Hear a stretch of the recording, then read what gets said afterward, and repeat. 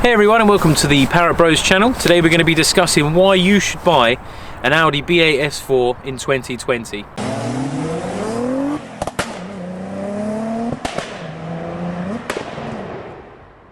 So just a quick sort of information about this car. This is a 2010 S-Tronic automatic B8 S4.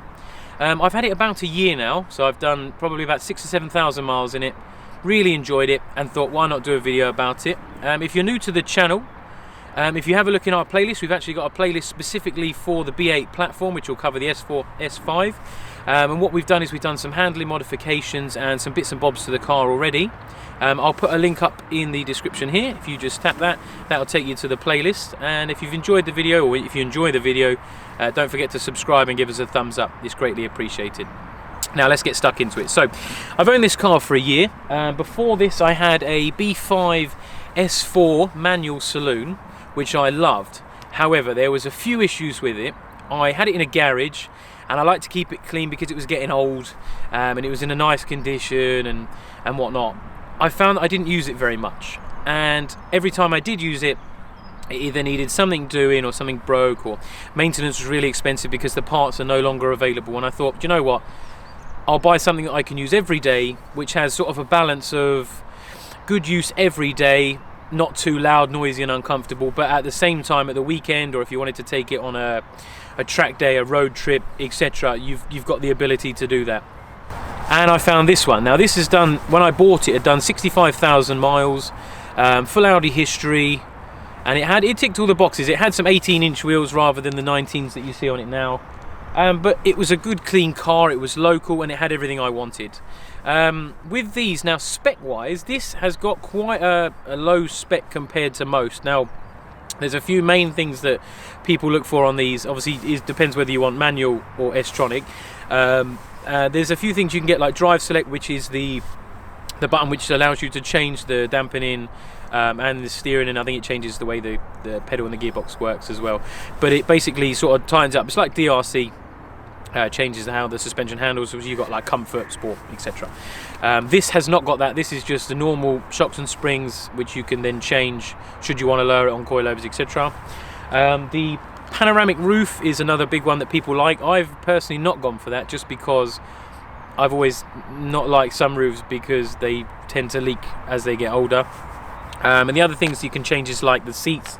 This one I'll show you in a little while has got the normal leather seats, whereas you can get a sort of a wingback bucket shaped style seat, which also comes in a selection of colours, all black and white centres, black and red centres, etc.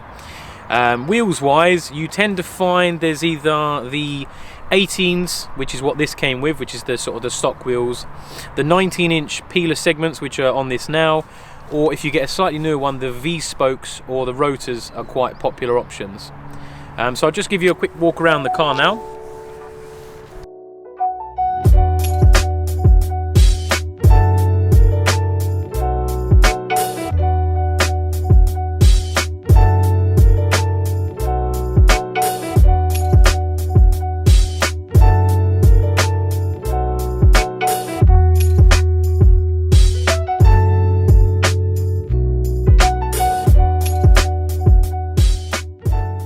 Right, so day-to-day economy with the car. On a run, over the last, I've zeroed the clock when I bought the car, I've done about 6,000 miles now. And the average mileage was about 25 miles to the gallon based on the 6,000 miles. When we made a trip to Germany last summer, it made 29.30 with 4 people and 4 luggage. So it wasn't too bad on a run. It's never going to be great being a 3-litre V6 charge, but day-to-day, between 20 to 25 if you're reasonably spirited on your daily driving. So it's not too bad. It's never going to be great, but it's not RS4 B8 B7, which is like 12 to 15 on a daily. So it's not too bad as a day-to-day.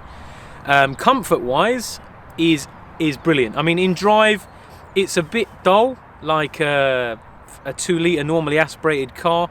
It will go straight up into 7th gear at 40 miles an hour, 45 miles an hour, which is annoying when you're trying to pull off quick, but it is what it is. But then you put it into sport, it's a bit more peppy, it holds the gears longer, it's a lot more enjoyable to drive. That's tend to be where I keep it, which is in sport. Probably uses a bit more fuel, but is a lot nicer to drive. and then if you're going to go for a blast or at the weekends or you're on track, etc., into manual mode, and it does exactly what you want it to do, give or take not having a clutch. It's absolutely brilliant. You can paddle down, you can paddle up, whatever. If you're braking and you're a bit worried, it will actually change down as it's required rather than you having to worry about it, which is nice. But yeah, tends to be where I'll do my driving. I'll cut to a video in a second of me going for a little blast in manual, and you can hear what it's like in the old flappy paddle. Found a nice country road. Let's have a little blast.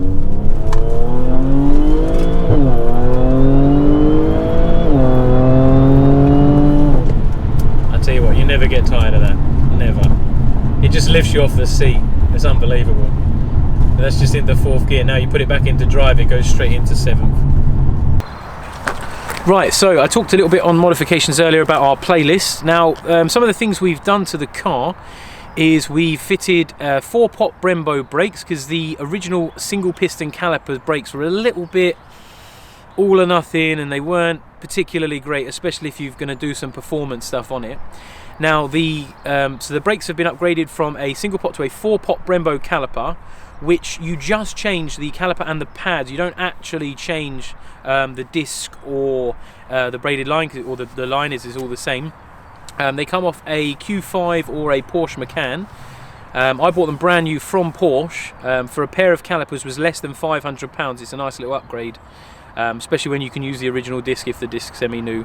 Obviously, if the discs are a bit older, I would recommend getting new discs for the new pads, otherwise you'll wear them unevenly. Performance and handling wise, we fitted the Pro Sport lowering kit from iBack, which is a sort of 15 to 20mm drop, which just gives it a little subtle drop, clears some of the arch gap which it does have when it's standard, and it also makes the handling a little bit nicer in and out of corners. Day to day on the normal roads, you don't really notice much in the way of bumps and the feeling of the road any more than what you did already, which is nice. And what else have we done? We've done a rear 034 Motorsport anti-roll bar, which is, I believe, a 24 or 25mm solid anti-roll bar. The original one is only 18 or 19mm, but it's hollow, and it only weighs maybe a kilo and a half. Whereas this new roll bar, which is sort of 24, 25mm, is about 10 kilos and it's solid all the way through, and it is strong as heck. So as soon as I put that on, the difference it made was unbelievable. The back is so much less wallowy and it drives so much tighter, so much nicer. I've also done a upper strut brace on the front, which was from Bath Motorsport, and that takes 20-30 minutes to swap out. It's really easy, and it really just improves the turning in and the handling on the front. You notice it's just a little bit tighter on the steering, which is nice, and it's a little bit more predictive. And the only thing I've done performance-wise is I put an air filter, K&M replacement filter, in the airbox in the front, and I've also put a back box delete on the back, which is basically where you cut off the back box is 3 inches from the back box and just replace it with a bit of tube with the tips.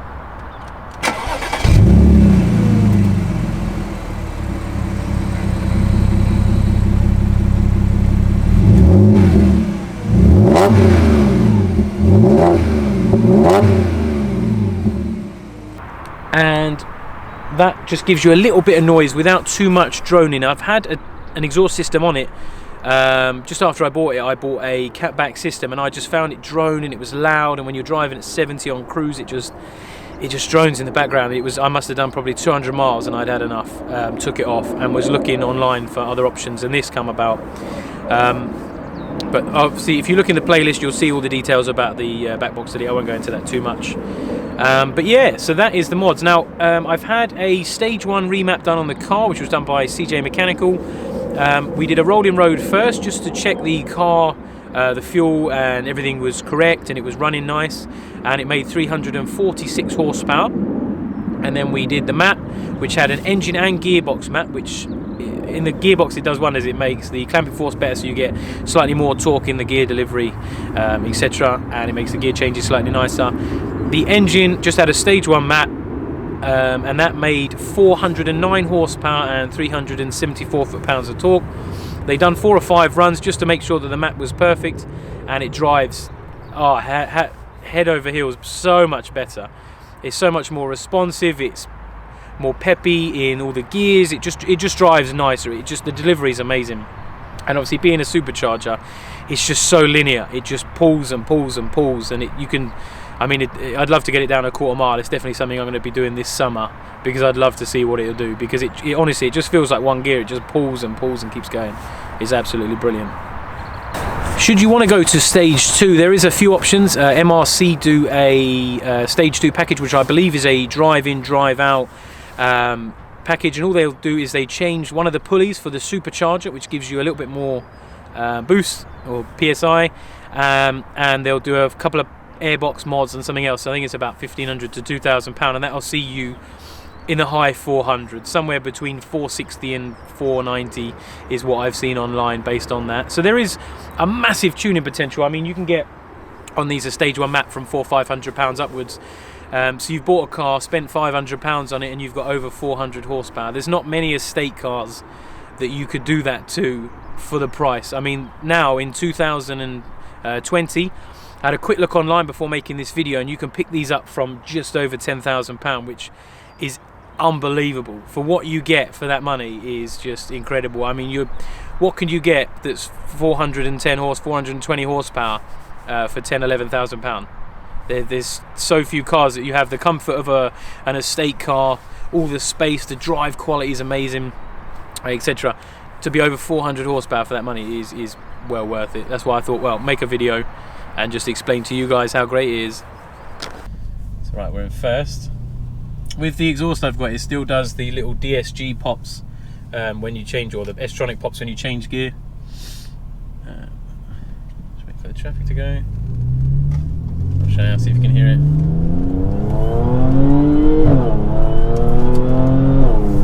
I mean, that gets up to 60 like nothing.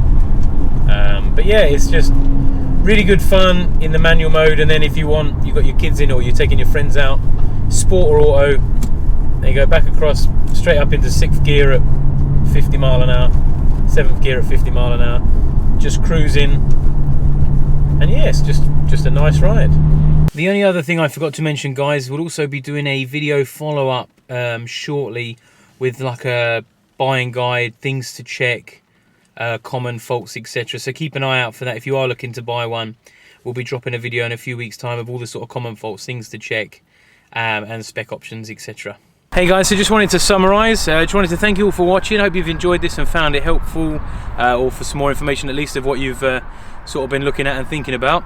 If you've got any questions, please feel free to drop them in the description, in the comments section below. I'll be more than happy to answer the questions where I can.